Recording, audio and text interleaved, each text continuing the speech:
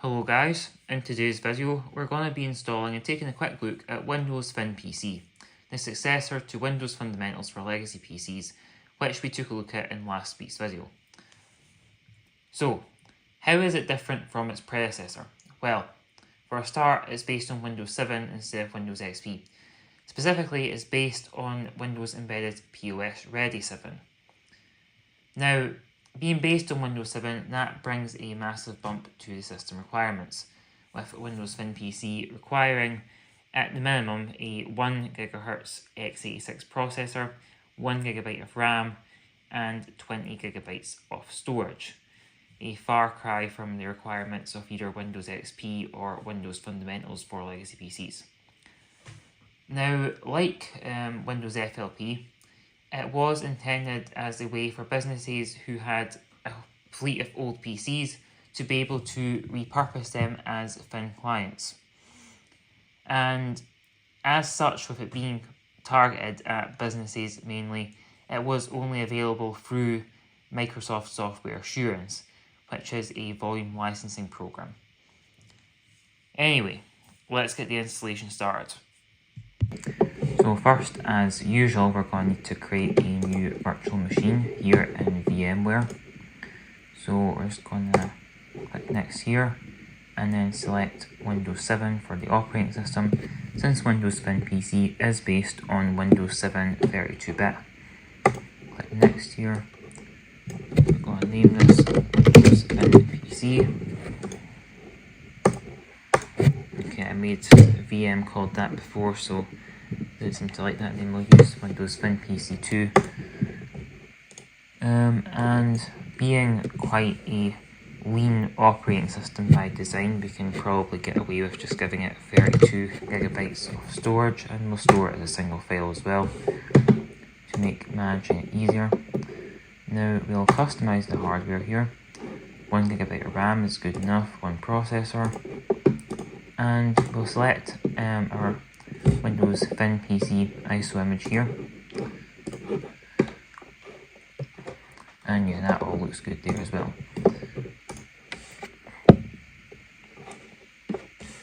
So now we'll get the virtual machine powered on and get into full screen here as well.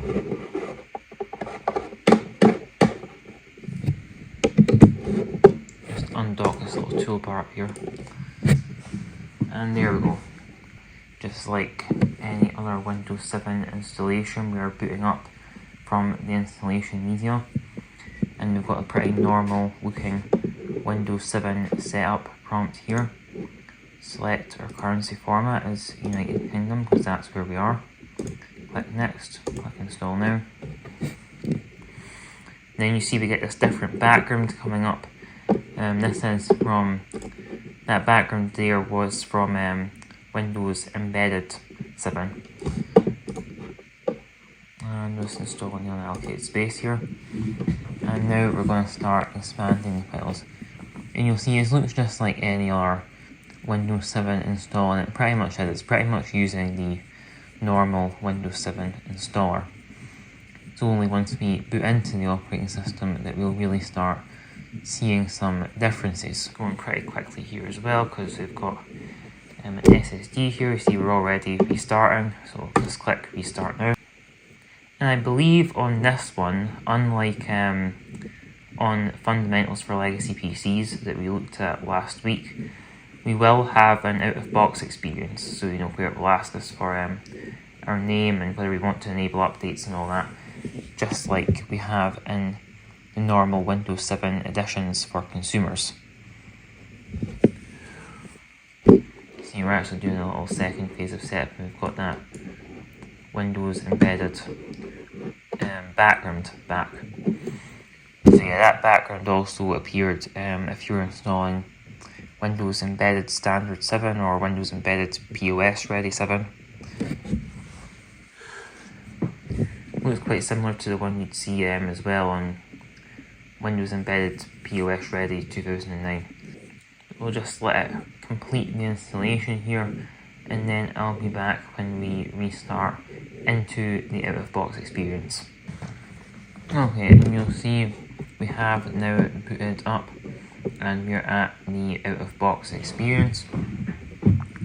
And you'll see that, interestingly, this is pretty much exactly the same thing that you would see if you were setting up any other edition of Windows 7. So, unlike Windows Fundamentals for legacy PCs, we do actually get the full out-of-box experience.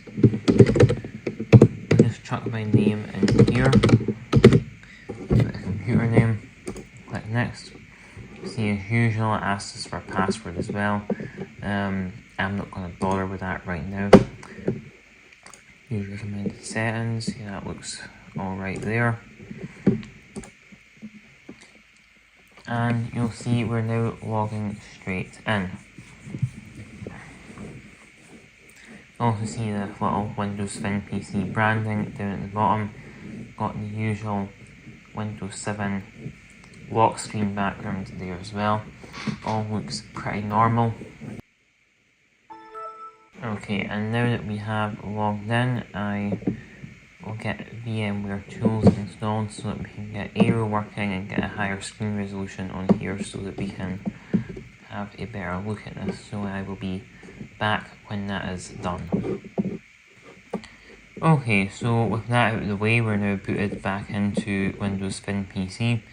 See, we're now running at a bit of a higher resolution as well.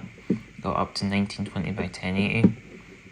And we can now enable the Aero theme as well. So if we go in here, go into personalization, can enable this. Now we're in Windows Aero. And this is one of the first differences we see as well, like between this and Windows Fundamentals for legacy PCs in terms of the user experience. Because in this one, it does seem that we have all of the usual Windows 7 wallpapers and themes included by default, whereas Windows FLP that we looked at last week didn't have any wallpapers included. So for example, we can apply the architecture theme here, and you see we get that. We can apply characters, landscapes, nature, scenes, and these all work as expected. Another difference that we can see in the start menu that you might have noticed is we usually have a little search bar down here. However, that is curiously absent on this version. You'll also see if we open Windows Explorer, the little search bar we usually have up here is not there. We only have this address bar and we can't use this to search or anything. Now that is because Windows Search is one of the features which is absent from this edition of Windows 7. And I'm not exactly sure why they decided to take it out. I can't imagine it took up a huge amount of disk space to just have the search indexer program on the computer. But nonetheless, that's something they decided to do. You also see, curiously, in the start menu, the only programs that we have in the list by default are this calculator and paint. Usually in Windows 7 we have a whole lot more things listed here. If we do go into all programs, though, we can see we do have Internet Explorer, Windows Media Player, XPS Viewer, all included by default. Alongside this link to this subsystem for Unix-based applications. I believe this was in Windows 7 Enterprise as well, and also Windows Embedded Standard. I believe it probably lets you run applications that were written for Unix-based systems. I'm not really sure, I don't really know much about it beyond that, however. Under accessories, you'll see we have the usual Windows accessories, including even like Windows PowerShell under here.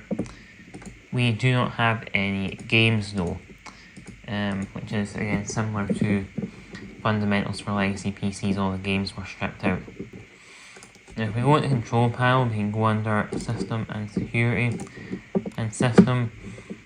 You'll see that the system does identify itself as Windows Embedded Standard Service Pack 1. So this actually was based on Windows Embed Standard 7, I believe. So I believe that's why it's written like that here. It's interesting to know that it doesn't have its own kind of like version string here though, because all of the other Windows 7 editions, like Windows 7 Enterprise, like they would say that here. This is just something that they decided not to change clearly. You also see here we've got our 32-bit operating system.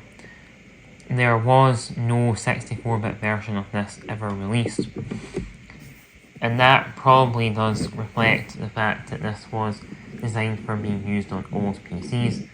If we think about like old PCs in terms of 2011, we're probably talking about like Pentium 4s, things from that era, kind of early to mid 2000s. Vast majority of those computers were not 64-bit. We can also see, if we log off here,